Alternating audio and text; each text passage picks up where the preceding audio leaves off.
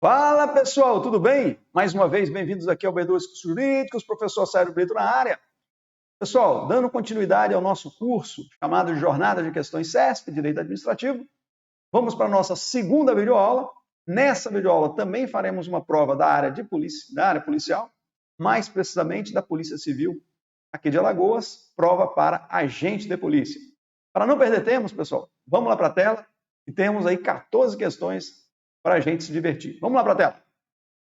Olha só, pessoal, como eu falei, a prova da Polícia Civil de Alagoas, cargo de agente de polícia. Inclusive, é uma prova que foi anulado o concurso, estamos aguardando aí quando é que vai ser realizada outra prova. Está meio confuso, porque alguns candidatos estão querendo que seja mantido o resultado anterior. Vamos lá, vamos discutir as questões. Então, vamos discutir aqui a questão da anulação ou não do concurso. Veja só, pelo menos da etapa do concurso, né? Veja só, a primeira questão que nós vamos falar no que se refere a agentes públicos, julgue os itens a seguir. As polícias civis incumbem, ressalvada a competência da União, as funções de polícia judiciária e a apuração de infrações penais, administrativas e, eventualmente, militares. Pessoal, essa questão trata lá da Constituição Federal, no seu artigo 144. Está errada porque a Polícia Civil, de fato, ela tem essa atribuição de polícia judiciária, né, tal como ocorre no âmbito da União com a Polícia Federal. O que é a Polícia Judiciária, pessoal? O que é a Polícia Judiciária? Dentro da Polícia de Segurança Pública, nós temos a chamada Polícia Judiciária. O que essa Polícia Judiciária faz? Ela investiga os ilícitos criminais, né? Descobrir ali materialidade e autoria dentro do inquérito policial para depois ser encaminhado, se for o caso, para o Ministério Público, federal ou estadual, conforme for a área daquele crime. Veja, a Polícia Civil tem essa função de polícia judiciária, investigar infrações criminais. Agora, infrações administrativas, talvez só ali, né, aquelas que ocorram no seu âmbito. Agora, infrações militares, não. Os crimes militares não são apreciados pela Polícia Civil.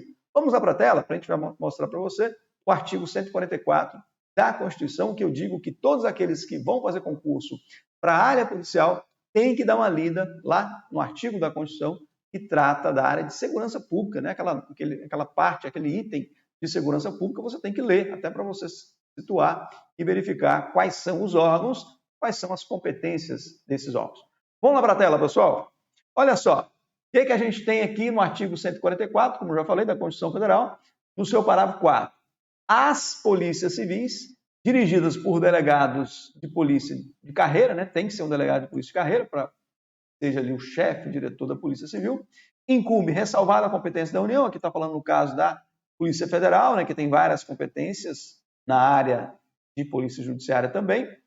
A que compete as polícias civis? As funções de polícia judiciária, como nós já falamos, a apuração de infrações penais, exceto as militares. Então, por isso é que essa questão está errada, tá? Na parte que ele fala de militares. Administrativas até poderíamos aceitar no âmbito ali das suas atribuições, né? Por exemplo, um inquérito administrativo, um processo disciplinar administrativo, né? Agora, no caso da militar, jamais. Então, a primeira questão, já fizemos, está errada.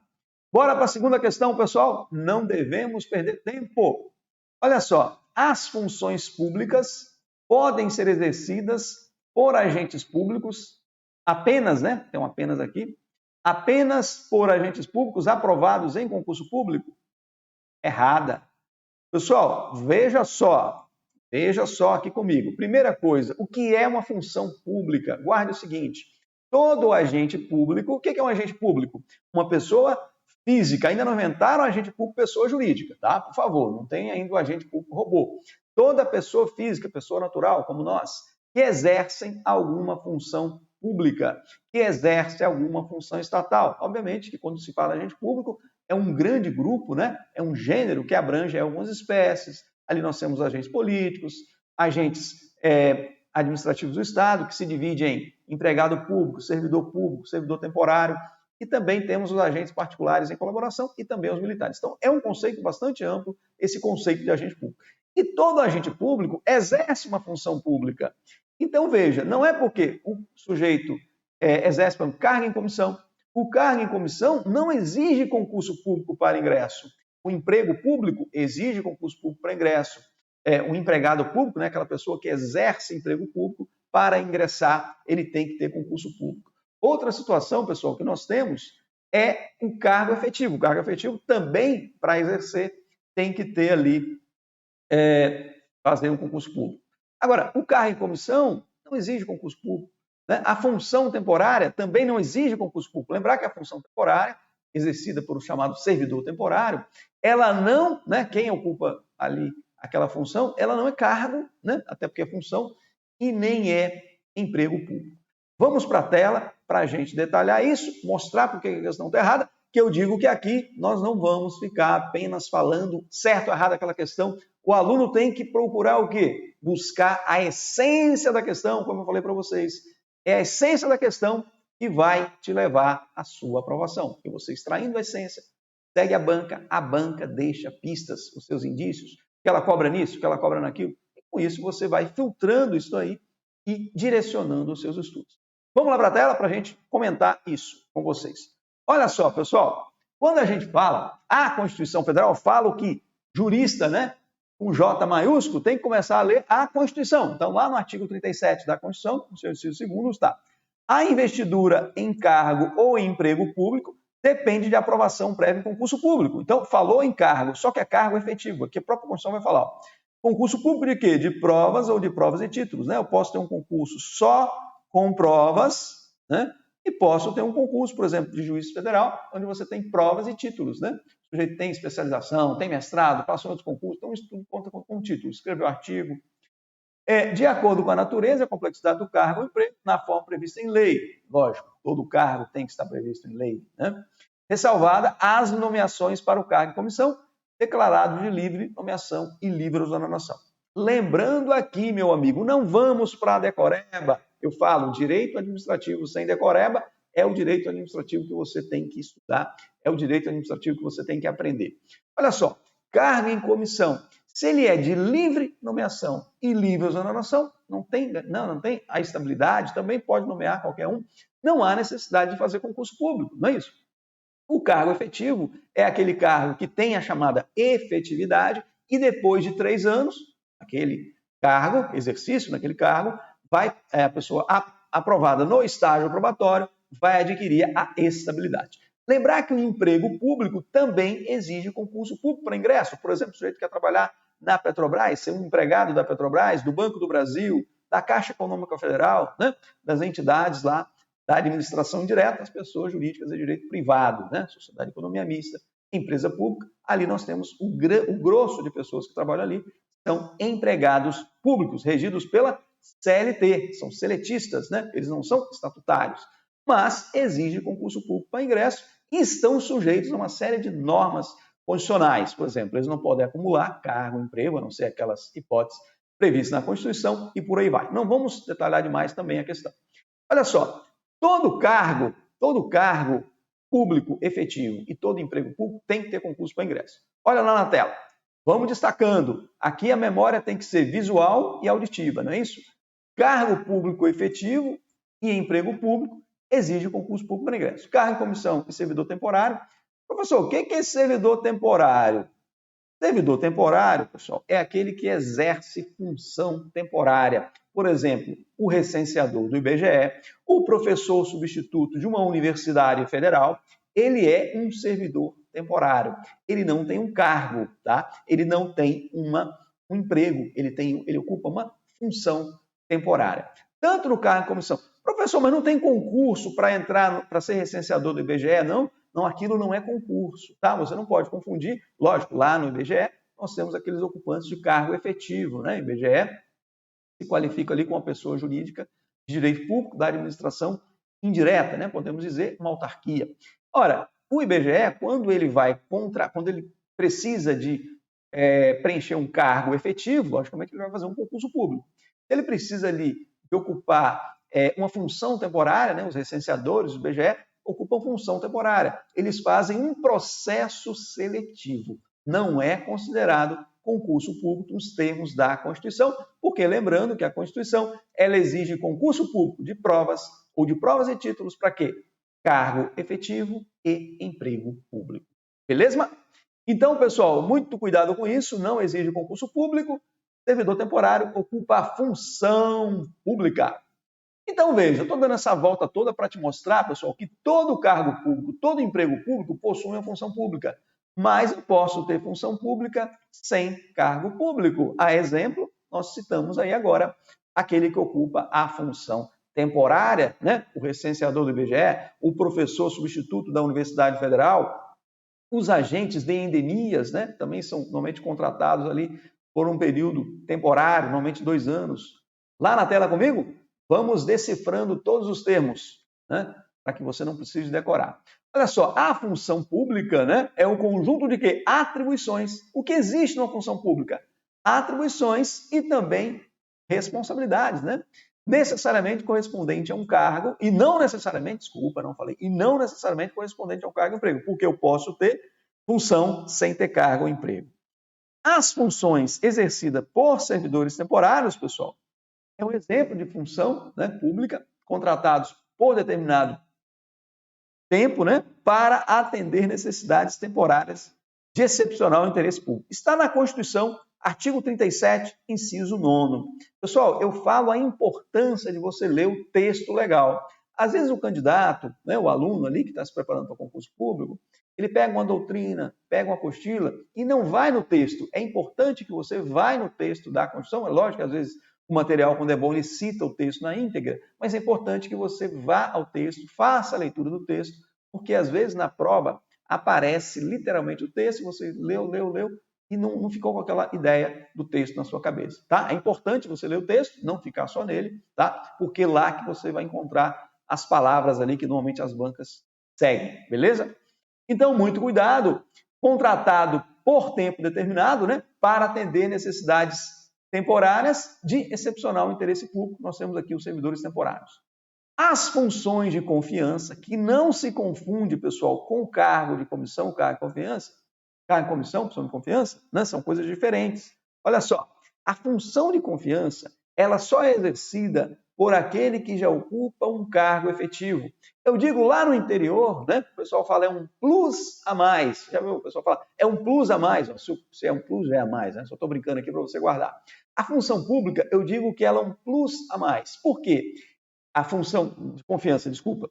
Por que ela é um plus a mais? Porque o sujeito já tem um cargo efetivo e vai passar a ter um novo encargo, uma nova atribuição de direção, de chefia ou assessoramento. Lembrando que a função de confiança só pode ser exercida por quem já é da casa, por quem já é ocupante de cargo efetivo, ok?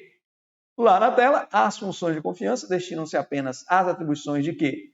Direção, chefia, só pode essas, tá? Não pode abrir uma função de confiança que não seja essas 3 atribuições aqui: direção, chefia e assessoramento.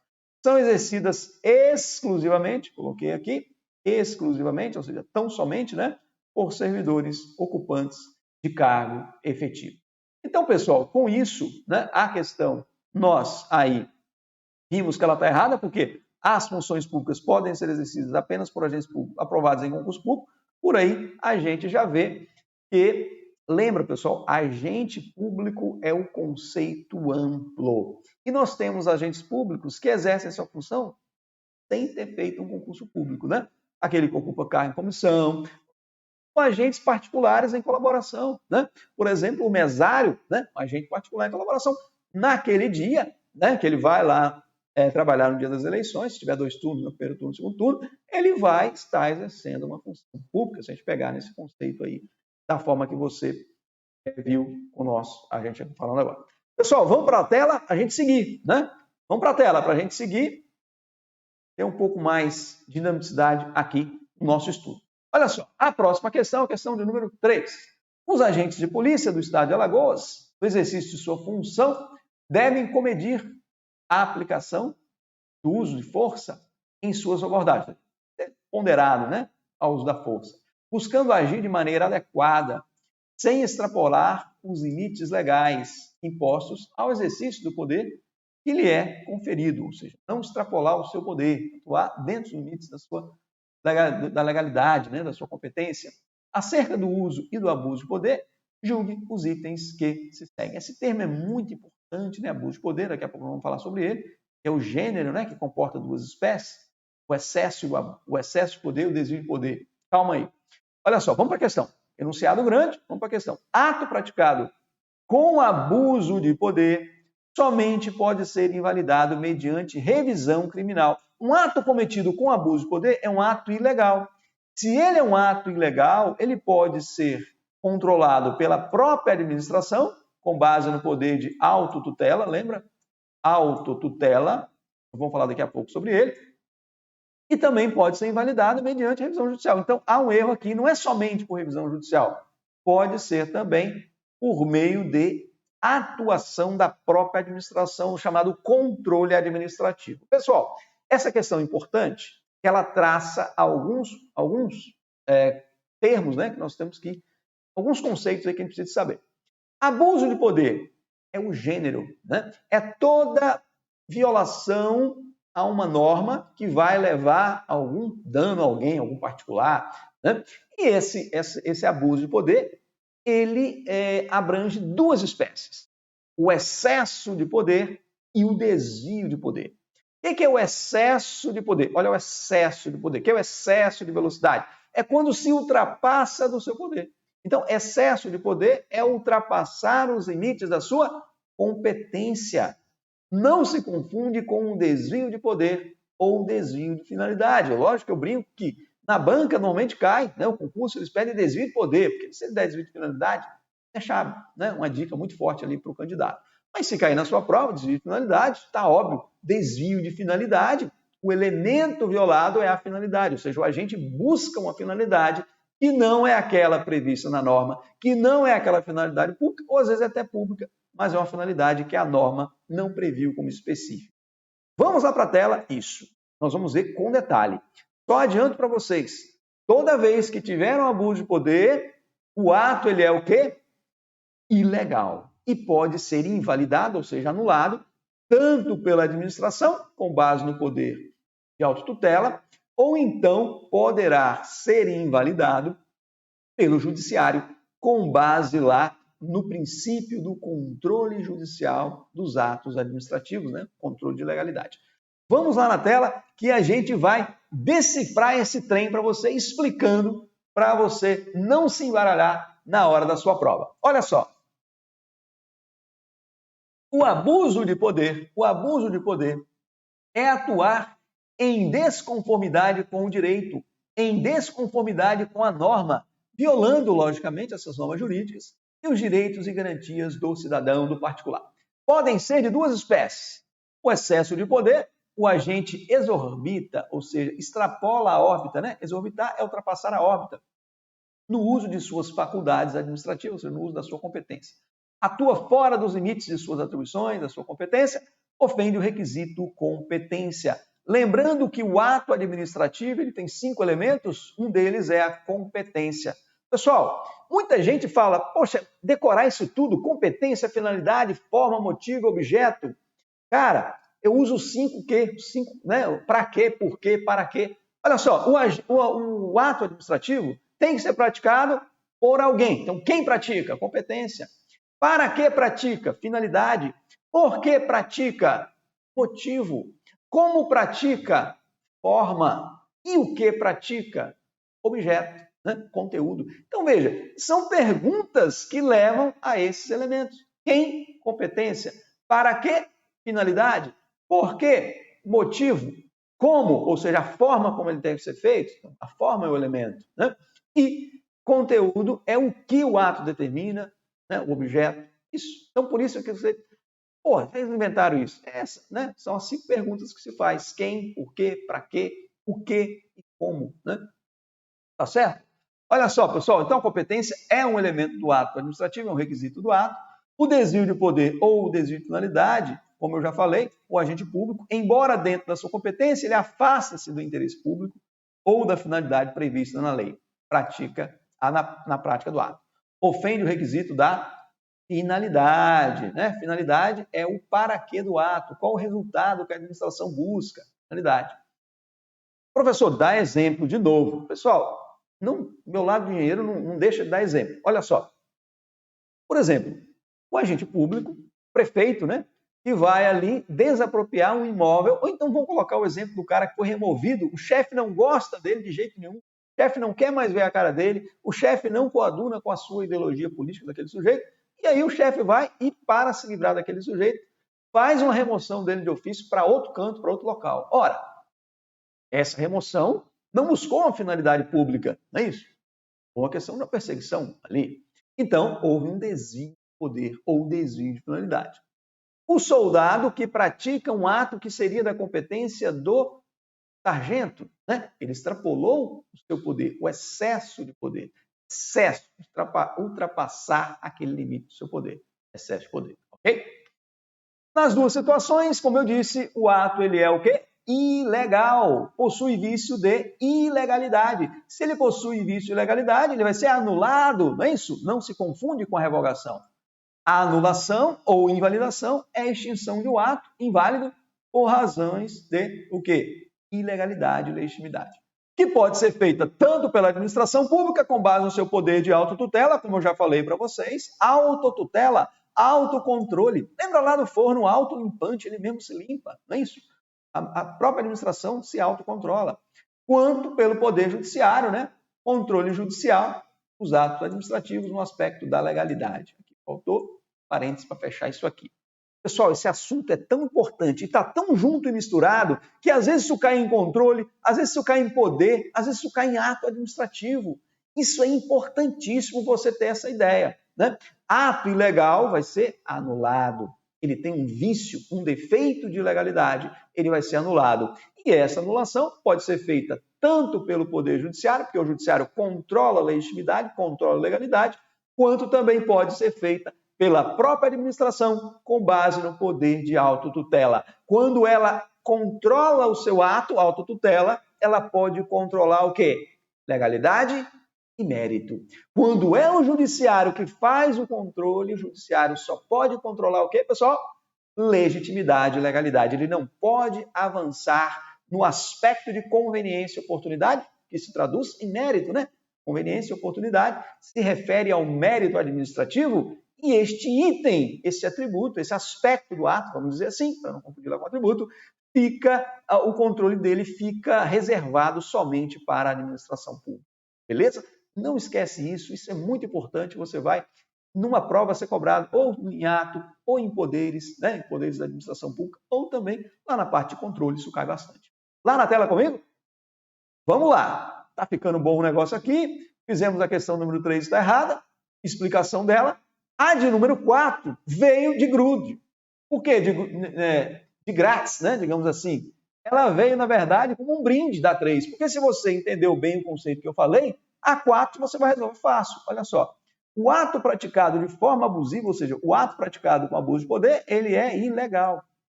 E com finalidade diversa, né? Se ele buscou finalidade diversa, daquela atribuída pela lei, é configurado como excesso de poder. Pessoal, finalidade diversa. Se ele violou finalidade, não é excesso de poder.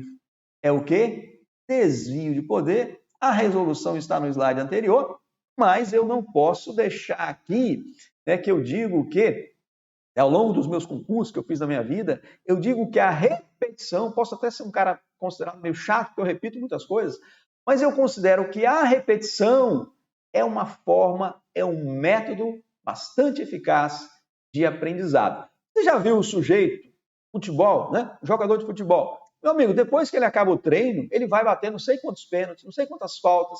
Então, a repetição é usada não só aqui no estudo, mas também lá, né? Em qualquer atividade. A repetição, né? O exercício ali, né? O treino, vamos usar aqui treino, ela é fundamental para concurso público. Então, vamos dizer assim, excesso de poder viola a competência, desvio de poder viola a finalidade. Só para você guardar, temos aí então que a questão está errada, que ela está falando de finalidade, caracterizando isso como excesso de poder. Ok, pessoal? Beleza? Vamos seguindo. Vamos seguindo que temos coisa para ver aqui. Na semana que vem eu estou querendo passar um pouco para fiscal, tá? Resolver uma prova aí. Ou Polícia Federal, estou vendo ainda qual vai ser a nossa terceira aula. Eu digo que nós estamos aí em gravação das nossas aulas. Veja só, a questão de número 5. Quando há convalidação, termo bonito, convalidar é tornar válido aquilo que tinha um defeito, tá, pessoal? Convalidar é tornar válido aquilo que tinha um defeito. Quando há convalidação da conduta abusiva na esfera administrativa, é exercido o poder de autotutela, em que a própria administração pode reavaliar o mérito do ato administrativo. Lindo, bonito, pessoal. Gol de placa, está certíssima. Olha só, pessoal, vamos explicar isso aqui para você e depois aquele resuminho básico na nossa tela. Convalidação, o que é convalidar? Convalidar, tomar uma aguinha aqui rápido. O que é convalidar? Convalidar é tornar válido. O ato tem um defeito. Lembra lá daquela brincadeira que eu fiz? O ato tem um defeitozinho ali, como se fosse uma cirurgia rápida, superficial, vai retirar aquele defeito, vai restaurar aquele ato e agora ele não terá mais o seu defeito. Ele tinha um defeito sanável, curável, né? Ora, tanto que a cirurgia ali resolveu. Um defeito curável, sanável. Se esse defeito for insanável, é caixa, ou seja, esse ato vai ser anulado, vai ser extinto. Professor, como é que eu sei que o defeito é sanável ou insanável? Guarde essa palavrinha mágica. Para convalidar, tem que ter foco. Forma e competência são os dois elementos, né? Quando tem vício nesses dois elementos, nós podemos convalidar. Só que a forma, se ela for essencial, não tem jeito, o ato tem que ser anulado. Então, forma essencial não se convalida. Por exemplo, a demissão de um servidor sem um processo administrativo. A forma é essencial, não tem como eu corrigir essa demissão. Então, tem que desfazer e fazer de novo. A competência também, a doutrina considera, aquela que é mais cobrada em concurso, a doutrina majoritária, que a competência exclusiva não é passível de se convalidar. Ou seja, se houve um vício de competência e aquela competência violada era exclusiva, ou seja, somente aquele agente poderia praticá-lo, não há como convalidar. Então, competência exclusiva não se convalida, forma essencial também não se convalida, tá? Para convalidar tem que ter foco, são os dois elementos que permitem convalidação, mas com essas observações que eu falei para você. Olha, convalidação decorre do poder de autotutela. A administração se autocontrola, né? E dentro desse autocontrole dela, ela pode anular, ela pode revogar, ela pode convalidar. E esse poder de autotutela, ele permite que a administração ingresse também no aspecto do mérito administrativo do ato, que é o aspecto de quê? De análise de conveniência e oportunidade. Né? Eu digo, conveniência e oportunidade vai existir naqueles atos chamados de discricionários. Só existe conveniência, né? Análise de conveniência e oportunidade em atos discricionários, que são aqueles atos que a administração pública tem o quê? Uma faculdade, uma opção ao agir. Lógico que é uma opção que não é o bel prazer do administrador. É uma opção sempre na conveniência e oportunidade em relação ao interesse público. Tá? Então, ato discricionário possui mérito administrativo. Ato vinculado não possui mérito administrativo. Veja, a gente começou a construir aqui conceitos que às vezes o cara sai decorando. Ah, o ato vinculado não tem mérito. O ato vinculado, o cara sai decorando isso, mas ele não sabe de onde saiu isso. Então eu falo o seguinte, meu amigo, se você for pela linha da decoreba, você vai. Não estou falando que você não vai passar, quem sou eu para dizer, mas você vai demorar mais, você vai ter que estudar ali mais tempo, às vezes, e ficar enrolando. Então, assim, procure entender a matéria, que você vai pelo caminho mais fácil, que eu acho, né? Que você vai entender, aquilo não vai precisar de ficar ali na sua cabeça. Qualquer hora que você balançar a cabeça, cai a palavrinha que você decorou, e quando você aprende, quando você firma, né? Firma conceito, firma conteúdo, aquilo não sai fácil da sua cabeça. Vamos lá para a tela. Então, veja, pessoal, vamos falar aqui a autotutela. Olha o princípio da autotutela aqui, bonito, né? A administração pública pode diretamente, ou seja, de ofício, sem necessidade de provocação. Significa isso, de ofício, ela mesma, sem necessidade de provocação. Rever os seus próprios atos ou, né, para corrigi-los, quando não há...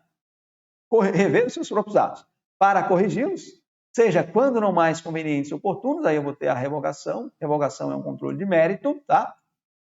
seja quando ilegais, invalidação ou anulação é um controle de legalidade. Pessoal, para maiores entendimentos disso, nós falamos isso na videoaula anterior, tá? Quando nós resolvemos a prova lá da PM. Porque às vezes o cara, pô, prova da PM, eu estou preparando para uma prova mais difícil. Cuidado, não menospreze questões não, tá, pessoal? Às vezes o cara, né, esse curso é um curso básico. A gente está procurando aqui pegar para todo mundo, aquele cara que não tem muito conceito, ainda está começando, para aquele que já está no nível intermediário, está faltando um empurrãozinho para ele passar, e até mesmo aquele cara que está no estudo avançado, mas precisa de fazer mais revisões, precisa de firmar mais os conceitos, né? Então eu digo que a minha ideia aqui com esse curso é ampliar aí o conteúdo de qualquer um, né? Independentemente do nível que você esteja, tá? Vamos lá para a tela. Então veja, a invalidação ou anulação, né, é controle de legalidade, a revogação é controle de mérito. Isso é muito importante. Mérito é análise de conveniência e oportunidade. Olha só, a Lei 9.784 diz o seguinte: a administração deve, ela tem um dever de anular, né, porque é um ato legal, seus próprios atos quando derivados de vícios de legalidade. Vício de legalidade é defeito de legalidade. E pode revogá-los por motivo de conveniência ou oportunidade. Duas palavrinhas-chave que indicam controle de mérito, que indicam que vai levar a uma revogação, respeitado o direito adquirido. E coloquei embaixo para vocês que a convalidação também é um exemplo da aplicação da autotutela. Como isso cai? Bicho, isso cai demais, cara. Quando eu digo que cai demais, eu até uso um termo. Isso não cai não, isso despenca em prova. Isso cai com muita frequência, tá? Então, esses são conceitos que você sempre tem que estar com eles ali na cabeça. Uma ideia boa, firmada, de conteúdo, de entendimento. Lá na tela, chega de conversinha, vamos para a questão de número 6 agora. Veja só, a discricionariedade. Acabamos de falar aqui, né, sobre a discricionariedade, aquela opção que a administração pública tem de agir. Trem que cai também demais em prova, cai demais da conta. Lembrando aí dos mineiros. Veja, a discricionariedade é um dos atributos do poder de polícia. Sim, a doutrina majoritária considera a discricionariedade como um atributo, né, do poder de polícia. Mas não se faz presente, ou seja, não está presente a discricionariedade, por exemplo, na concessão de alvarás de construção e de licença para dirigir veículos. Questãozinha boa também, tá certíssima. Pessoal, olha só aqui. O que é o poder de polícia? É poderzinho que aparece muito em prova, principalmente em prova da área policial, né? Eu digo que na área policial sempre tem uma questãozinha de poder de polícia, até porque o sujeito às vezes tem uma visão errada do poder de polícia, né? Ele pensa, polícia, só a polícia que exerce poder de polícia. Não é isso, tá? Poder de polícia é aquele poder em que a administração pública vai limitar, vai condicionar, vai restringir dois direitos fundamentais do indivíduo, do cidadão: a liberdade e a propriedade. A licença para construir, a licença para dirigir, tudo isso está dentro ali do aspecto do poder de polícia. Só que veja, lembra que nós falamos?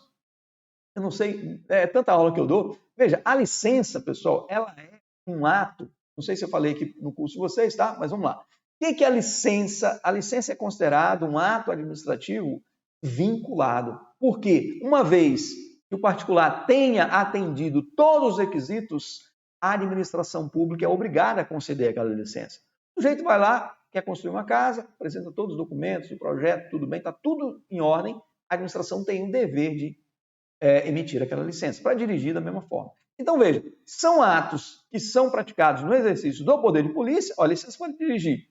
Poder de polícia, no âmbito lá do aspecto do direito da liberdade, né? A licença para construir, no âmbito lá do direito da propriedade, uma limitação no âmbito lá do direito da propriedade. Eu não posso construir da forma que eu quiser, né? Por isso que tem que ter um alvará, uma licença para construir. Vai até a prefeitura, faz um pedido, a prefeitura vai analisar os documentos e concede ou não essa licença. São atos vinculados e não discricionários. Então, embora a discricionariedade seja um atributo do poder de polícia, não estará presente essas duas situações que a questão colocou. Está corretíssima. Vamos lá para a tela para a gente destacar. Poderíamos parar por aqui, mas não é a minha intenção. É que a gente busque o quê? Elementos importantes para essa questão, que raramente vai ser cobrada uma questão igual a essa. Mas você tem que buscar a essência. Vamos buscar a essência da questão? Mais elementos? Olha só, pessoal. Discricionariedade, né? Quais são os atributos do poder de polícia? A discricionariedade é um dos atributos da doutrina majoritária, mas há uma forte crítica, né? Pois nem sempre o poder de polícia será vinculado. Exemplo, no caso da licença. Em geral, o poder de polícia ele é discricionário, mas pode ser vinculado em alguns casos. Por exemplo, uma concessão de uma licença, como que a questão explorou. Pessoal, outro atributo importante do poder de polícia é a presunção relativa, ou seja, iuris tanto, tem que guardar essa expressão em latim. Tá? Infelizmente, presunção relativa é iuris tanto, que não se confunde com iure et de jure. Tá? Iuris tanto é relativa, presunção relativa de legalidade e legitimidade. O que significa isso, professor? Que aquele ato administrativo praticado no âmbito do poder de polícia, eu presumo que ele tenha sido feito dentro da lei. Na verdade, este é um atributo presente em todo e qualquer ato administrativo, né? A presunção de legitimidade, presunção de que o ato foi praticado dentro da lei, dentro da norma, e presunção de veracidade, presunção de que aqueles fatos declarados ali são verdadeiros, né? Mas uma presunção relativa, ou seja, aquilo tudo é considerado verdadeiro, mas pode ser feita a prova em contrário. Esta prova em contrário, pessoal, não é isso em prova, tem que ser feita por quem? Pelo particular, porque a presunção está em favor da administração pública. A administração pratica o ato, não precisa estar provando a todo momento que o seu ato é legal, que o fato declarado é verdadeiro. Lembra daquele exemplo do sujeito que estava lá no Detran, foi questionar uma multa de trânsito, foi multado, falo muito desse exemplo, isso ocorreu na prática, foi multado por estar guiando uma moto sem cinto de segurança. Olha o absurdo. Mas o ato tem a presunção de legitimidade, ele teve que ir lá e provar o contrário. Olha, a moto não tem. E o documento é uma moto não tem cinto de segurança, essa multa é ilegal, ela tem que ser anulada. Então, presunção de legitimidade e veracidade, presunção relativa, é um atributo também do poder de polícia, diria que é de todo e qualquer ato administrativo, tá? Imperatividade decorre do poder do império, né, ou coercibilidade, impõe obrigação ao particular, independentemente da sua concordância ou imposição unilateral. Professor, explica isso melhor. Impõe ao particular alguma coisa, imperatividade. Você já viu, meu amigo, algum agente de trânsito perguntando assim para o sujeito: meu amigo, você ultrapassou o sinal vermelho? Você estacionado, né? Quando ultrapassa o sinal vermelho é difícil conversar, vai só multar e acabou. Mas o sujeito está ali, estacionado em local proibido, polícia de trânsito chega, faz a multa, pergunta para ele: você concorda com a multa? Não, essa multa vai ser imposta àquele particular independentemente da sua concordância, independentemente da sua aquiescência. São duas palavrinhas que caem em prova, tá? Concordância ou aquiescência, porque o ato tem esse atributo da imperatividade, ele é imperativo. Lembrando que no caso da licença não tem imperatividade, tá bom? Imperatividade não tem na licença porque a administração está concedendo o que o cara pediu. E por fim, a autoexecutoriedade, né? Olha o auto de novo aqui. Inclusive hoje a autoexecutoriedade é junto, tá? O slide aqui está ainda antigo. A autoexecutoriedade permite a execução direta pela própria administração, independentemente da ordem judicial. Autoexecutoriedade. Executoriedade vem de execução. A própria administração autoexecuta. A própria administração executa o seu ato administrativo. É um exemplo muito bom que eu gosto de falar. Imagine você que a vigilância sanitária chega até um açougue e encontra ali carne com prazo de validade vencido, né? Ou chega no supermercado e encontra iogurte com prazo de validade vencido. Ora, ela não vai pedir uma ordem judicial para fazer a apreensão daquela mercadoria, de forma alguma. Ali nós estamos numa situação de urgência, tem que tirar aquela mercadoria, porque senão ela pode ser vendida e causar algum dano ao consumidor. Ali nós temos a autoexecutoriedade. A administração pública ali, a fiscalização, a vigilância sanitária, vai fazer a apreensão desses produtos, tá? Autoexecutoriedade significa que a administração pública, ela executa ela própria os seus atos sem necessidade de uma ordem judicial prévia, né? Não precisa de uma ordem judicial para fazer essa apreensão. Pessoal, muito cuidado, nem todos os atos administrativos possuem esse atributo da autoexecutoriedade. Por exemplo, uma multa, cai muito em prova, tá? Uma multa ela foi imposta a um particular, ele não pagou na via administrativa, a administração pública tem que cobrar essa multa na via judicial, ou seja, porque a multa não tem um atributo da autoexecutoriedade. Lá na tela a gente coloca isso para você, eu brinco que a gente está cercando aqui as questões. Nem todos os atos do poder de polícia possuem esse atributo, ou seja, a autoexecutoriedade. Exemplo, as multas não pagas, né, devem ser cobradas na via judicial. Passamos adiante. Questão 7. O poder disciplinar, olha só que poder importante, poder disciplinar não abrange as sanções impostas a particulares que não estejam sujeitos à disciplina interna da administração. Isso mesmo, né? O poder disciplinar só abrange aqueles que estejam sujeitos à disciplina interna, né? Falando de outra maneira, o não sempre dá uma confusão na hora da prova, né? O poder disciplinar não abrange as sanções impostas a particulares que não estejam sujeitos à disciplina administrativa interna da administração. Neste caso, as medidas punitivas encontram fundamento no poder de polícia. Questão que está certíssima. Pessoal, poder disciplinar e poder de polícia, essa confusão aí, que normalmente as duas, né, os dois poderes resultam, às vezes, em aplicações de sanções, só que são fundamentos diferentes. Tá? Olha só, poder disciplinar, ele decorre dessa disciplina interna, né? Dessa situação interna que tem dentro da administração pública. A administração pública, quando ela tem o poder disciplinar, nós falamos que ela tem o poder de apurar infrações administrativas, né? Ou seja, infrações que tenham violação de normas administrativas, e punir aqueles que têm um vínculo especial com a administração pública, ou seja, aqueles que têm uma relação especial com a administração. Nós chamamos de supremacia especial. Tá?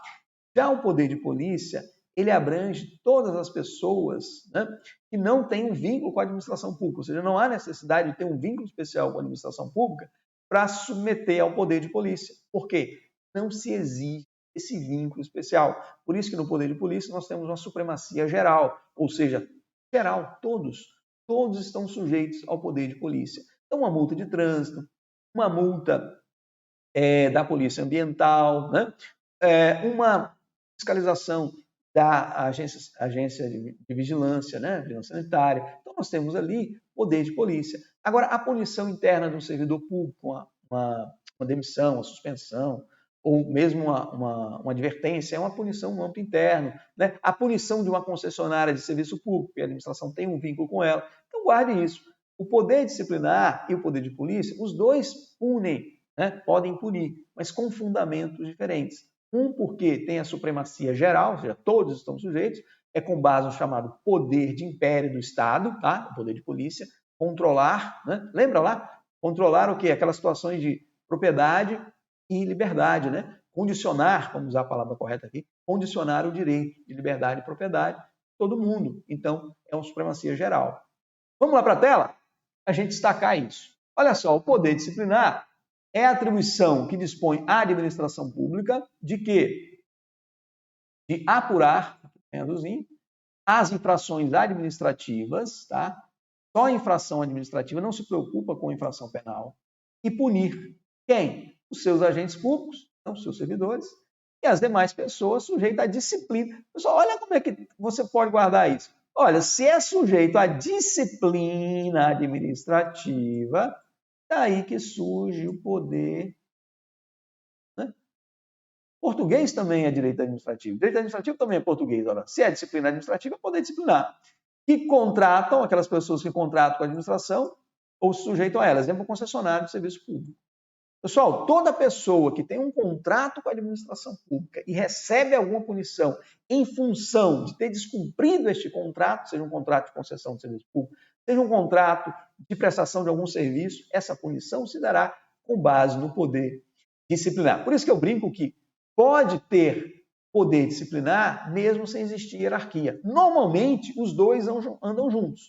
Normalmente, hierarquia e poder disciplinar andam juntos. Normalmente, tá? Pode acontecer situações em que eu não tenho hierarquia, por exemplo, aquelas pessoas que mantêm uma relação jurídica com a administração, mas não tem hierarquia ali, tá? Supremacia especial, né? O poder disciplinar abrange só as pessoas que possuem algum vínculo específico com a administração pública, aqueles que estão na intimidade da administração. Exemplo, a demissão do servidor. Se não houver vínculo especial com a administração, a pena ela será aplicada com base no poder de polícia, supremacia geral, exemplo, a multa de trânsito. Tá? Pessoal, isso cai bastante, você não vai errar essa diferença. O quadro aí, procurei ser bem esclarecedor, tá? No poder de polícia tem uma supremacia geral, limitação da propriedade e da liberdade, por uma razão de interesse público, interesse coletivo. Tá? Vamos lá para a tela. Vamos avançar. Questão de número 8 agora, vamos ter o enunciado. A Polícia Civil do Estado de Alagoas verificou a necessidade de realizar a licitação. E licitação, hein? Mudou a norma, né? Essa é uma nova lei, 14.133 de 2021, né? Então, veja, deseja realizar a licitação para execução de obras de renovação de seu edifício sede. Nesse caso, o órgão pretende gastar necessariamente R$100.000, ele pretende gastar 100 mil. A partir dessa situação hipotética, julgue os itens subsequentes. Veja só, pessoal, eu vou só abrir um parênteses aqui, até porque é o seguinte, às vezes as pessoas perguntam, professor, tem que saber a Lei 8666 ainda? Tem, porque a Lei 8666 ainda está valendo. Porque a administração pública ela pode ainda escolher se ela vai aplicar a lei nova, 14.133, de 2021, que, se não me engano, é de abril, tá? Ou ela vai aplicar a lei anterior, tá? Então, o concurso público, infelizmente, por enquanto, estão cobrando as duas normas, né? Vai chegar uma hora, obviamente, quando ocorrer a revogação, porque houve um prazo de 2 anos, né, para a revogação da lei anterior, 8666, de 93. Então, durante esse período agora, até completar os 2 anos, né, abril de 2023, na verdade, você fazendo prova pode ser cobrado as duas. Mas qual que eu acho que é a tendência? Pessoal, eu não tenho bola de cristal, tá bom? Eu estou dizendo qual eu acho que é a tendência da banca já aproveitar a lei nova, tá bom?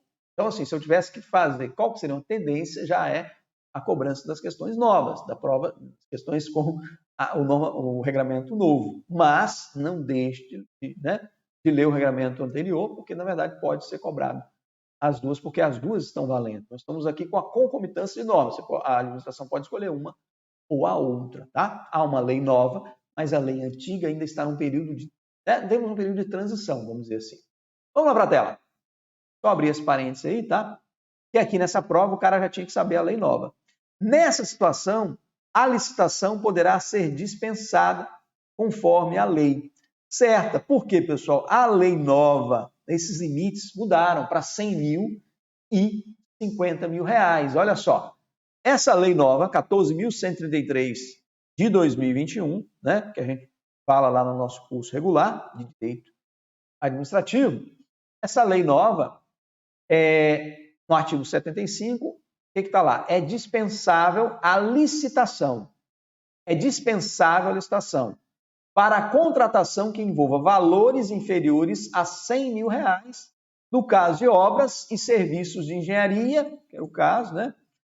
Ou de serviço de manutenção de veículos automotores. Foi uma nova situação, inclusive um novo serviço que a lei distinguiu, diferenciou, né, para ter um limite diferente, porque até então, o que a lei nova dizia, a lei antiga dizia?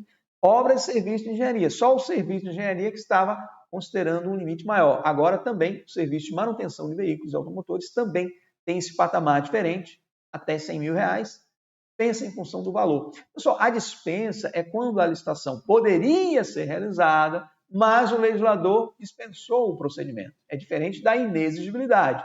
A inexigibilidade, não há possibilidade de ter o certame, não há possibilidade de ter a disputa, então a licitação é inexigível. Não vai confundir inexigibilidade com dispensa, tá? Dispensa seria possível fazer a licitação, mas o legislador afastou a obrigatoriedade de se realizar.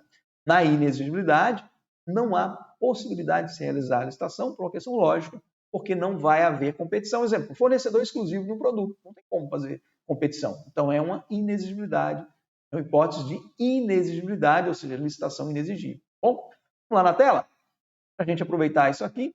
Quando for, pessoal, outros serviços, né, compras, por exemplo, qualquer outra coisa que não seja de cima, envolve valores inferiores a até 50 mil, aí, né, você vai haver também a dispensa, será dispensável.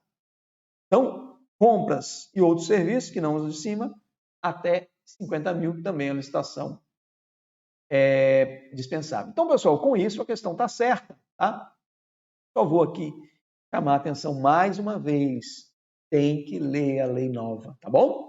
E não abandone o conhecimento que você tem, que você tem que dar uma analisada também na lei anterior, porque nós estamos num período de transição. Ah, professor, eu vou estudar para concurso, estou começando agora. A minha ideia é fazer concurso só a partir de 2023, depois lá do... Tudo bem, aí eu acho que não há necessidade de vocês ficarem estudando a lei anterior, porque quando você for fazer o seu concurso, né, no ano que vem, 2023, a partir de abril, se não falha a memória aqui, já não vai estar mais vigência à lei anterior, 8666, tudo bem. Mas se eu fosse escolher hoje, ia dar mais detalhe à lei nova, tá bom? As provas que nós vamos fazer a partir de agora, acredito que a lei nova será mais cobrada. Para lá para a tela. Pessoal, veja só, questão 9 agora. A contratação pretendida deverá ser precedida de divulgação de aviso em sítio eletrônico, em site, né? Sítio eletrônico oficial, com olha só que ele colocou, deverá, aqui tem uma pegadinha, deverá ser precedida de divulgação de aviso em sítio oficial, com a especificação do objetivo. Por que não é uma contratação de hipótese de dispensa? Então, mesmo nesse caso, a lei previu uma divulgação disso, porque pode ser que apareça pessoas que têm interesse, tá? Então, a administração vai divulgar um aviso, né, num site, especificando qual objeto está a ser comprado ou contratado, né, objeto pretendido, e com a manifestação de interesse da administração em obter possíveis propostas adicionais de eventuais interessados. Isso aqui, pessoal, é uma história mais ou menos o seguinte. Olha, a lei dispensou, mas sugerimos, você vai ver que o legislador sugeriu, que seja colocado lá um aviso de que a administração pretende contratar aquele produto e os interessados apresentem suas propostas. É como se tivesse uma disputazinha ali, ainda que rápido, célere, mas numa situação de dispensa, né? É colocar assim, é dispensável, mas pode ter uma disputazinha ali, né? Então, nesse sentido. Por isso é que vai ser publicado esse aviso. Só que o erro da questão está no deverá. Não é uma obrigação, tá? Você vai ver, vou marcar aqui que está errado, e o erro está no deverá, no verbo aqui usado, tá? Nós vamos marcar. Aí foi quase que literalidade da norma que o cara cobrou. É outra coisa também interessante, né? Que quando sai uma nova lei, as bancas, como ele não tem uma doutrina muito, né? Ainda não tem jurisprudência, ainda não teve muita discussão. Então, normalmente, quando sai uma lei nova, qual é a tendência? De cobrar texto de norma, texto legal, né? Como está no texto, tá?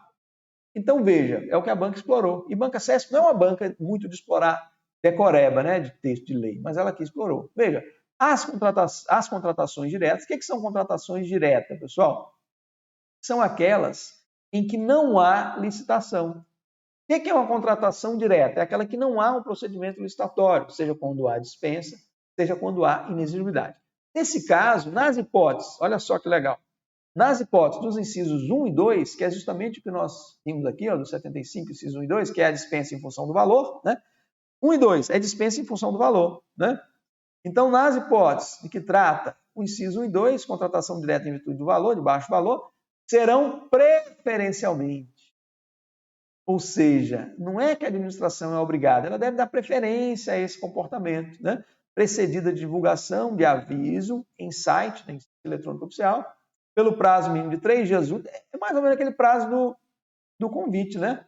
3 dias úteis com a especificação do objeto pretendido, com a manifestação do interesse da administração em obter propostas adicionais de eventuais interessados, devendo ser selecionada a proposta mais vantajosa. Então, como eu coloquei para vocês, não há obrigatoriedade de se adotar esse procedimento.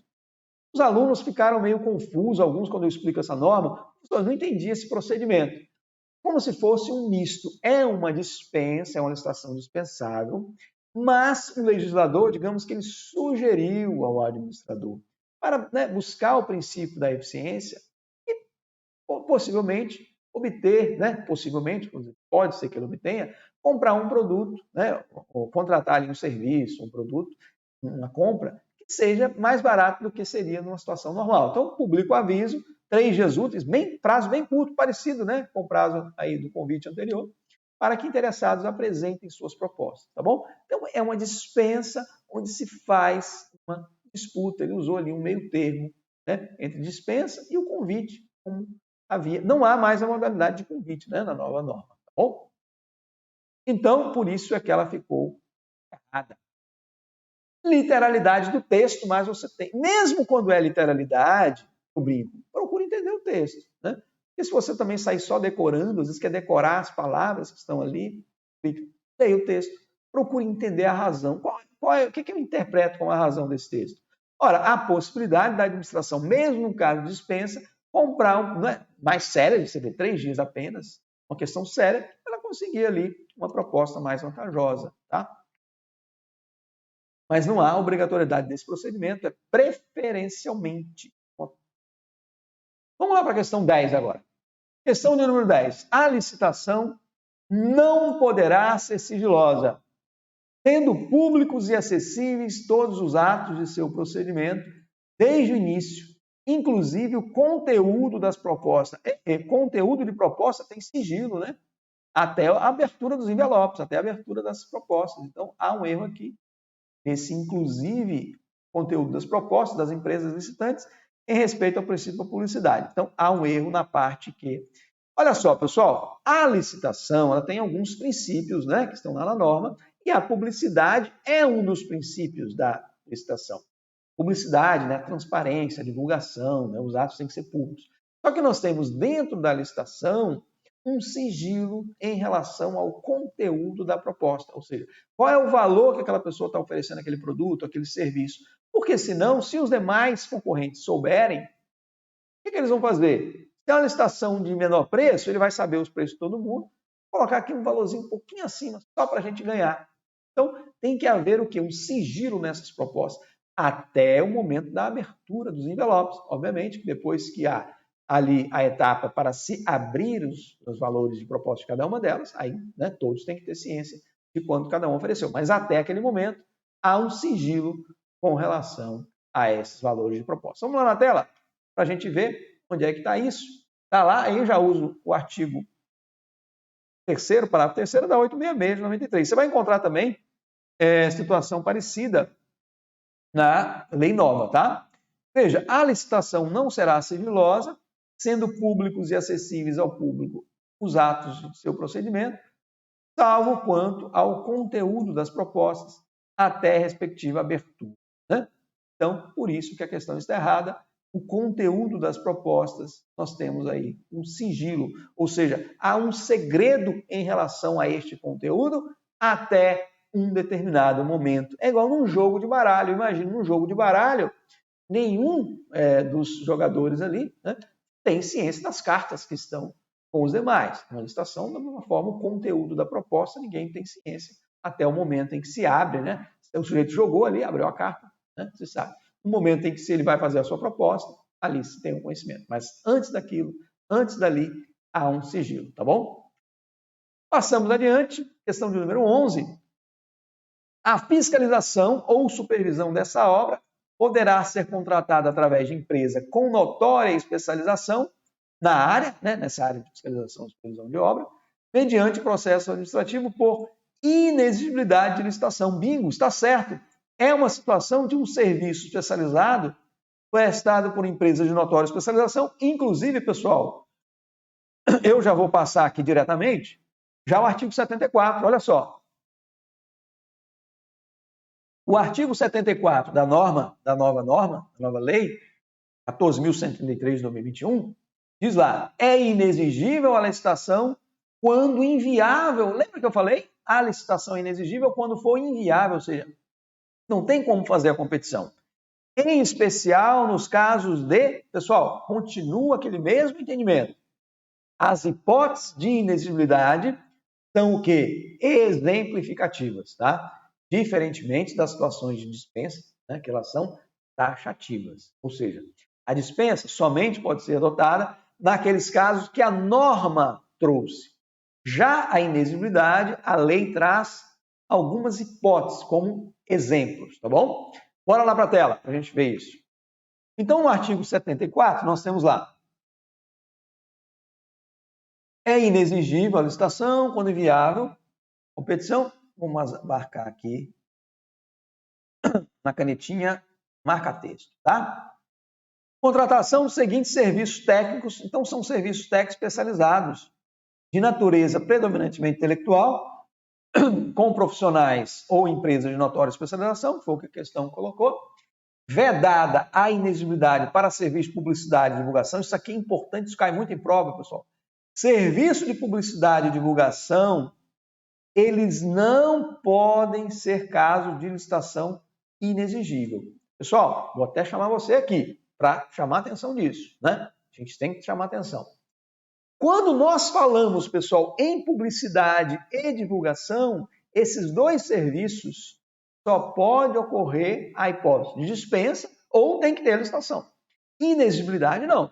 Não se pode, não pode a administração dizer, olha, vamos contratar um serviço de publicidade, divulgação, é inexigível porque a empresa é de notória especialização, o serviço é especializado. Não pode. A norma continua afastando, tal como a 866, esta situação, tá? Então, serviço de publicidade e divulgação pode ser um caso de dispensa em função do valor, mas jamais uma hipótese de inexigibilidade, ok? Então, aí a própria lei coloca uma coisa que eu achei interessante, que é o artigo 74, ela já traz o serviço, né? Às vezes a gente fica lendo a 866, lendo lá o artigo 13, né? E o artigo 25 conjuntamente. Aqui a própria lei já trouxe os serviços. E o serviço de supervisão, fiscalização ou gerenciamento de obras ou serviços, ele está previsto aqui. Então veja que a questão, pessoal, está totalmente correta, né? Fiscalização, supervisão de obra, está aqui, ó, né? Como hipótese de licitação inexigível. Vamos aqui marcar aqui coisas essenciais da questão. Inexigibilidade, agora está no artigo 74 da nova lei, na lei anterior, o artigo 25, são hipóteses que a lei traz de forma exemplificativa. Vai ocorrer inexigibilidade quando o quê? Não há possibilidade de competição, quando a competição ela for inviável. E um dos serviços, né, aí que a lei prevê para inexigibilidade são os serviços especializados, né, natureza predominantemente intelectual, prestado por empresa de notória especialização, né, vedada a inexigibilidade no caso de publicidade e divulgação. E a lei traz o serviço. É importante ler esse serviço? Sim, é importante que você tenha noção quais são esses serviços. Então, atualmente, você vai ler o artigo 74 da norma, tá bom? Pessoal, vamos agora passar para a questão de número 12. Questão de número 12 diz respeito ao seguinte: a respeito da administração pública direta e indireta e da responsabilidade civil do Estado, julgue os itens seguintes. Questão 12. A desconcentração, quem é meu aluno, quando vê esse termo, já marca o ozinho. Eu falo que isso aqui é uma marca que eu ensino para os alunos. Olha só, desconcentração, já marca. Professor, mas o senhor fala, às vezes as pessoas falam, um direito administrativo sem decoreba. Veja, eu estou usando alguns artifícios, tá? Mas jamais nós vamos usar isso somente para você decorar, né? É para você lembrar, mas jamais para você somente ficar na decoreba, tá bom? Vai aparecer órgão na expressão. Não é isso. O que é? Isso é para te auxiliar a lembrar, tá bom? É como se fosse ali uma cola dentro da prova. Não pode colar na prova, né, pessoal? Não pode colar. Isso aqui é uma cola lista. Desconcentração é um lembrete. Vai estar falando em órgãos. É como se alguém buzinasse teu ouvido. A desconcentração. Né? Lógico, pessoal, não pode colar em prova. Só estou falando que aqui vai como se fosse uma cola implícita.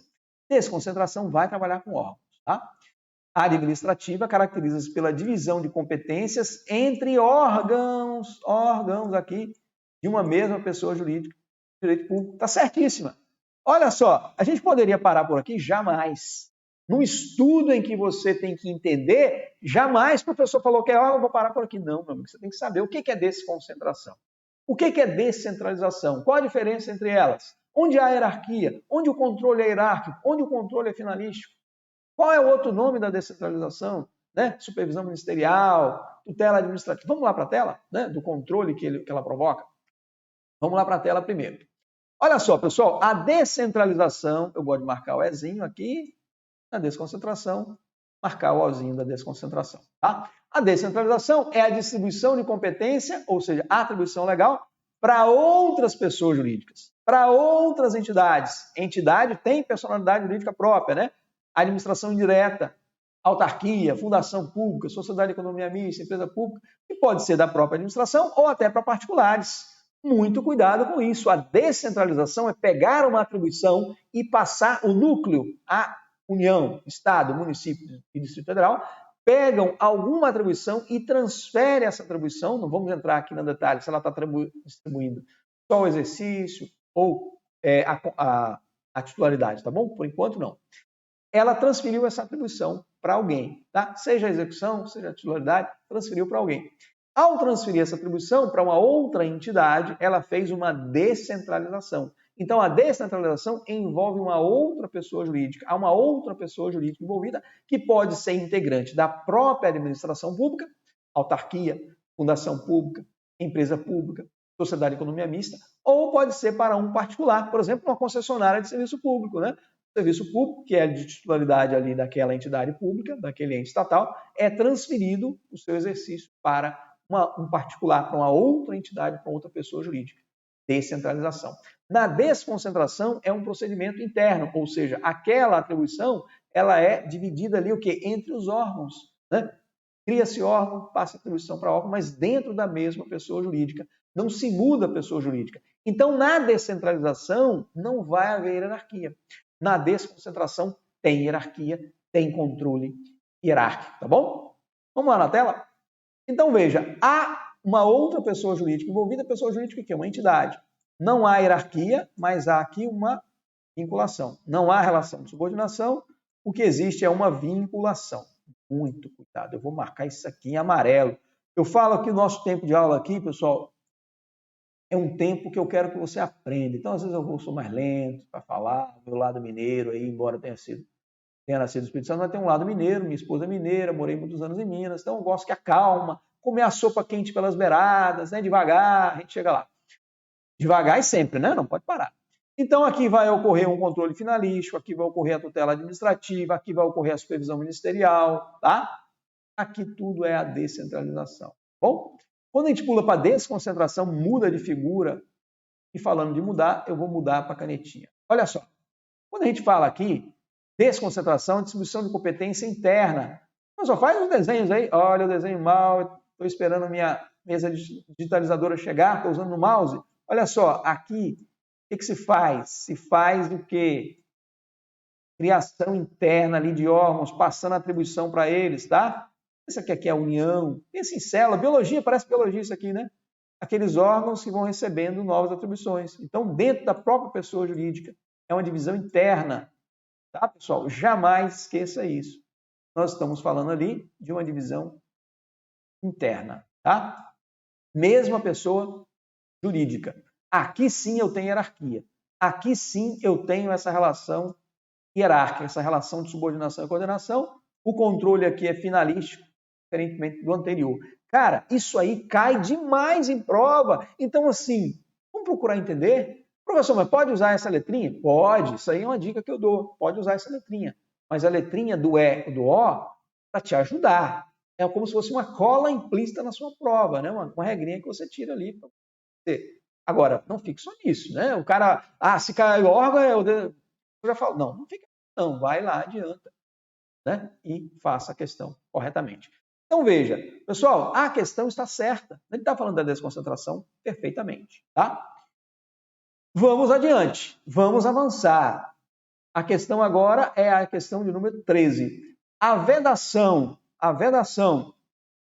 de constituição de empresa pública com finalidade genérica, não pode criar uma empresa pública com finalidade genérica, tem que ser com finalidade específica. Ela está em consonância com o princípio da especialidade. Então, quando se veda criar uma empresa pública com finalidade genérica, isso está em consonância com o princípio da especialidade. Bingo, certíssima. Professor, que princípio é esse? O princípio da especialidade é um princípio que diz o seguinte: a administração pública, ao criar entidades da administração indireta, quais são essas entidades, pessoal? Autarquias, fundações públicas, empresas públicas, sociedade e economia mista. Vou dar uma palhinha rápida para você. Autarquias, pessoa jurídica de direito público. Empresa pública e sociedade e economia mista, pessoa jurídica de direito privado, ok? Que faz parte da administração direta também. Fundação pública depende, ela pode ser criada como uma pessoa jurídica de direito público, aí ela vai ser uma autarquia fundacional ou fundação autárquica, como seja, ela vai ter a mesma natureza, né, da autarquia, e pode ter também uma fundação pública de direito privado. Quando se cria uma empresa pública, quando se cria uma empresa estatal, uma sociedade de economia mista, na verdade, quando se cria qualquer entidade da administração direta, eu poderia dizer que esse é um princípio que está na criação de toda e qualquer pessoa da administração indireta. Eu considero também importante você guardar uma coisa. Quando é uma pessoa jurídica de direito público, a lei cria. Quando é uma pessoa jurídica de direito privado, a lei autoriza a criação. Então, a lei cria a autarquia e a fundação pública de direito público. E a lei autoriza a criação da Sociedade de Economia Mista, da empresa pública e da fundação pública de direito privado, tá? Então guarda essa diferença, uma lei autoriza, outra lei cria. Ora, a lei, quando cria, ela tem que definir uma finalidade específica, porque existe um princípio da especialidade que diz o seguinte: quando a entidade estatal cria uma entidade da administração indireta, esta entidade, pessoal, olha o que eu estou falando, esta entidade tem que exercer uma finalidade específica, princípio da especialidade. Então não pode ser uma finalidade genérica, tá? Por isso é que a questão está certa. A vedação, né, é para aplicar o princípio da especialidade. Olha só, princípio da especialidade na tela agora comigo. Há uma finalidade específica no caso de criação de uma entidade administrativa da administração indireta. Ocorre a chamada descentralização, tá? Administrativa. Não pode ter finalidade genérica, né? Não pode também, pessoal, vou marcar isso aqui em amarelo, que isso aqui cai muito em prova, no marca-texto. O administrador, pessoal, não pode o administrador afastar-se dessa finalidade, deste objetivo definido na lei, dessa finalidade definida na lei, que cria ou autoriza. Lembra que eu falei para você? Esta lei pode criar, pessoal, ou esta lei pode autorizar. Quando é que cria a autarquia, fundação pública de direito público, né? Autoriza a empresa pública, a sociedade de economia mista, vou colocar aqui as iniciais, a empresa pública, sociedade de economia mista, e mais quem?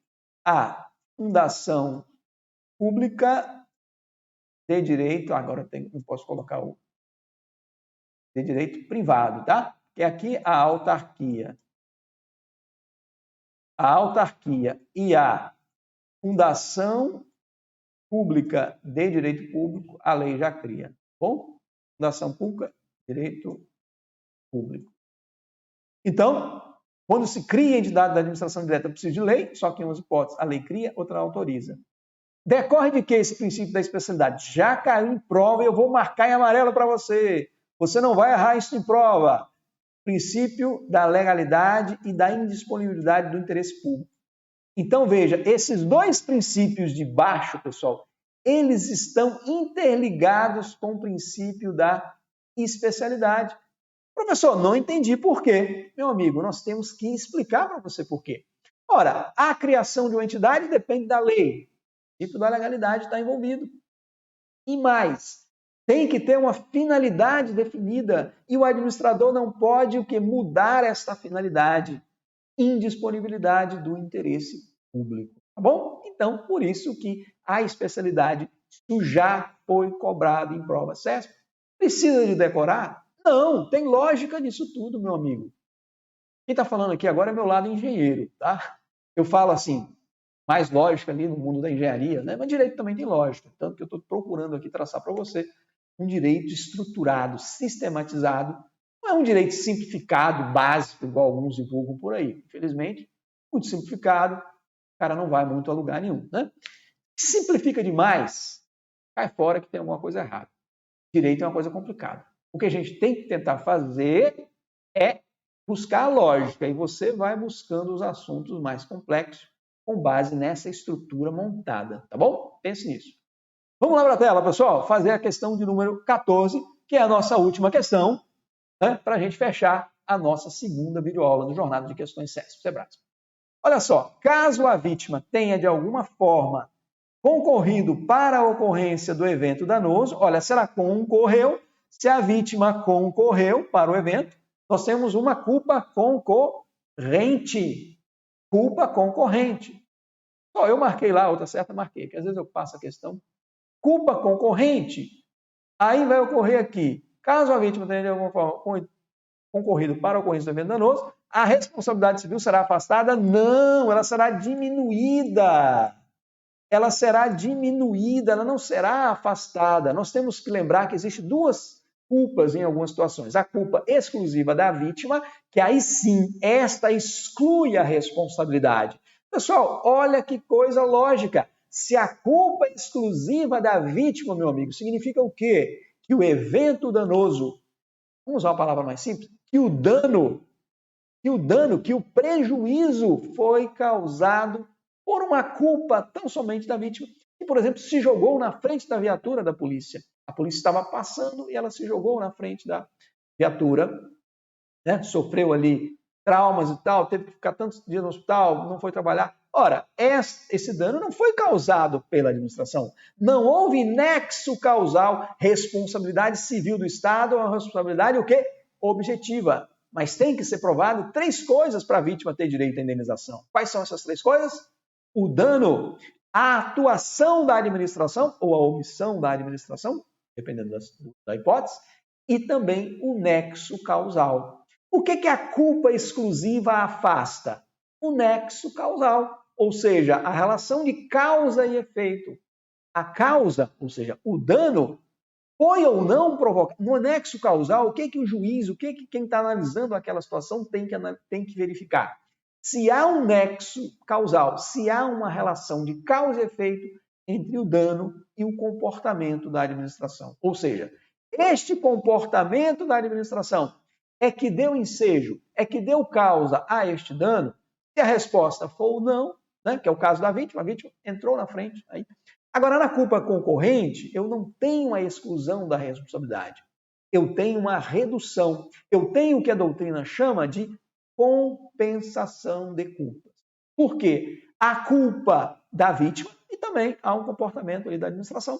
Tem que fazer uma ponderação ali. Ora, vai indenizar, o Estado vai ter que indenizar, mas a indenização vai ser reduzida porque eu tenho uma culpa concorrente, quando de alguma forma, de algum modo, a vítima também contribuiu para o prejuízo, contribuiu para o evento danoso. Ok, pessoal? Lá na tela agora. Então, está errado, porque culpa concorrente é redução. Olha só, pessoal, a gente coloca aqui para você responsabilidade civil do Estado. No artigo 37, parágrafo 6º da Constituição, que diz: as pessoas jurídicas de direito público, vamos usar aqui o marca-texto, que esse assunto cai muito em prova, ele é muito importante. Professor, tudo é importante? Tudo que está no edital é importante. Então você tem que destacar tudo. As pessoas jurídicas de direito público e as de direito privado que prestam serviço público, exemplo, concessionário de serviço público. Aqui, pessoal, na primeira parte, entra a União, entra Estado, entra município, entra DF, entra autarquia, e aqui, a de direito privado que presta serviço público. Responderão pelos danos que seus agentes, nesta qualidade, porque os agentes têm que estar atuando, né, na qualidade de agente público. Não pode ser o cara lá no final de semana, que é agente público, que está, durante o final de semana, fazendo um churrasco na sua casa, eu às vezes cito esse exemplo em sala, e bota fogo no quarteirão todo, né? A churrasqueira ali pegou fogo. Pá.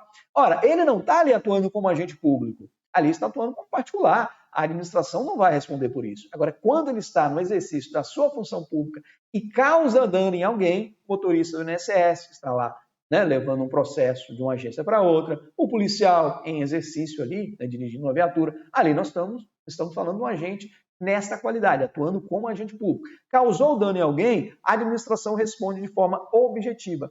Por que essa responsabilidade é objetiva? Lembra do detalhe que eu falei na aula passada?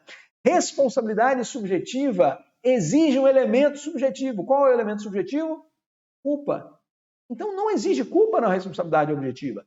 Só exige a comprovação do dano, do nexo causal, né, do dano, do comportamento da administração, ou seja, ação ou omissão, da conduta administrativa, e também o resultado. Tem que ter o dano, né? Se não tiver dano, não tiver nexo causal, não tiver comportamento, não tem responsabilidade civil.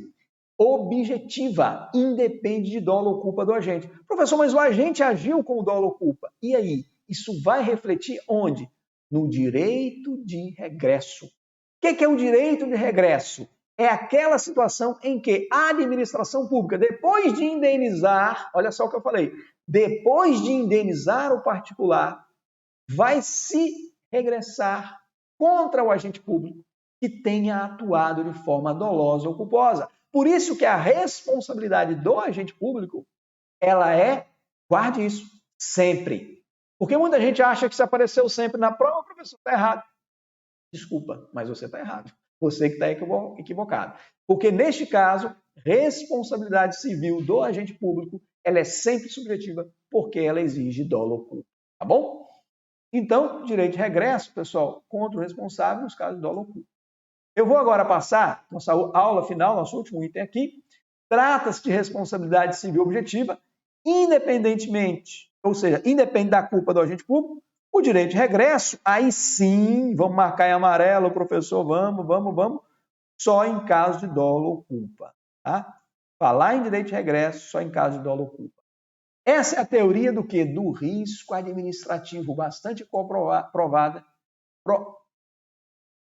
exigido em prova. Já ia falar provado em prova, né? Exigido em prova, cobrado em prova. Pessoal, veja só comigo. Quando a gente está falando em teoria do risco, significa o quê? Que a atividade administrativa gera risco. Como ela gera risco? Quando a administração causa dano em alguém, quando o Estado causa dano em alguém, não se exige a culpa ou o dolo do agente para que aquele particular tenha direito à indenização. Teoria do risco. Mas qual que é adotada como regra geral? Teoria do risco administrativo, ou seja, ela admite as excludentes, ela admite as atenuantes, ou seja, se a vítima, de forma exclusiva, causou o dano, não há dever da administração de indenizar, não há responsabilidade civil caracterizada. Por quê? A culpa exclusiva da vítima é uma excludente da responsabilidade civil. Mesmo por ato lícito, a administração responde, tá bom? Cuidado, mesmo por ato lícito, ou seja, ela responde não só por ato ilícito, mas também por ato lícito. Agora, há a possibilidade de se analisar as excludentes e as atenuantes. Um atenuante muito cobrado em prova é a culpa concorrente, que foi cobrada na questão. Culpa concorrente atenua. O que é atenuar? Vem uma frente fria e atenuou o calor, reduziu o calor. Né? Atenuar é reduzir, tá bom? Então, vamos lá. Teoria do risco administrativo, há uma responsabilidade do Estado de indenizar, seja por ato lícito ou ilícito, dá muito cuidado isso, mesmo que o agente esteja atuando ali no exercício regular de direito, legítima defesa, o Estado vai responder. Independentemente de culpa, né, do serviço, a responsabilidade ela é objetiva. Essa responsabilidade ela é objetiva, não é subjetiva. Bom, e mais o que nós temos ali? Mas são admitidas o quê? As excludentes, culpa exclusiva da vítima, e as atenuantes, é a culpa concorrente, como exemplo. Tá? Existem alguma doutrina aí que fala, por exemplo, culpa exclusiva de terceiro, né? Aí há um detalhamento que a gente precisa de ver mais adiante, tá? Mas por hora, em relação à culpa da vítima, se for exclusiva, ela exclui. Se for culpa concorrente, ela atenua, ou seja, reduz a indenização a uma compensação de culpas, tá bom? Pessoal, só estava olhando ali, se de fato era o nosso último slide. Pessoal, vamos encerrar por aqui. Eu estou procurando, algumas pessoas falou, a aula foi um pouco longa, a primeira aula, estou procurando ser um pouco mais dinâmico, mas sem a gente perder essa ideia que eu tenho aqui, geral. Qual que é essa ideia geral? De a matéria ser explorada com um nível adequado. Não adianta a gente estudar a matéria com um nível muito superficial. Estudou a matéria com um nível muito superficial, a prova vai ter problema. Eu falo, treinar, pessoal, vamos procurar treinar acima da rede, né? Fazendo aí uma analogia com o vôlei, né? No treinamento, vamos treinar acima, né? Procurar treinar acima daquilo que seria adequado para passar no concurso público. Porque aí, se você der uma rateada na hora da prova, qualquer probleminha, você vai ficar no nível de aprovação. Agora, se você já estuda apertado, der uma coisinha, você vai cair para baixo. Então, eu brinco. Vamos procurar estudar aqui o nosso aprendizado. Eu vou procurar passar para vocês o nosso aprendizado, porque eu também aprendo muito aqui com essas aulas. A gente tem que procurar dar o maior detalhe possível para vocês. Né? Detalhes importantes, não adianta dar detalhe por detalhe, detalhe por que cobra.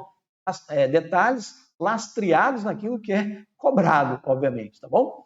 Então, procurando aqui cercar as questões, falar aquele ponto que é mais importante. Pessoal, eu quero que vocês, assim, como a gente está começando nessa questão do projeto do B2 Curso Jurídico, vocês comentem lá, porque eu preciso desse feedback, né? Negativo ou positivo.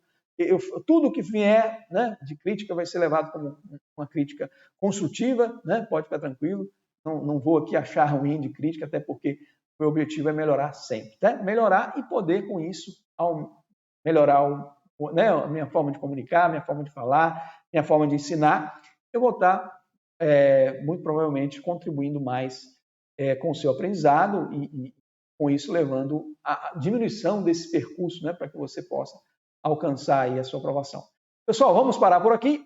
Na próxima aula, eu estou pensando aí se vai ser uma prova da Cefaz, né, uma área fiscal, que foi uma área também que eu já fiz concurso, né? Policial, nunca fiz concurso na área policial, mas eu vejo que tem muitos alunos interessados nesse tema, então comecei com a área policial.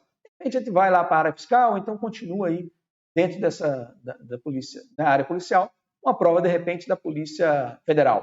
Vou pensar durante a semana e aí gravarei mais uma jornada de questões. Pessoal, fique com Deus. É com grande satisfação que nós estamos aqui trabalhando para auxiliá-los. Um abraço a todos. Até a próxima. Tchau.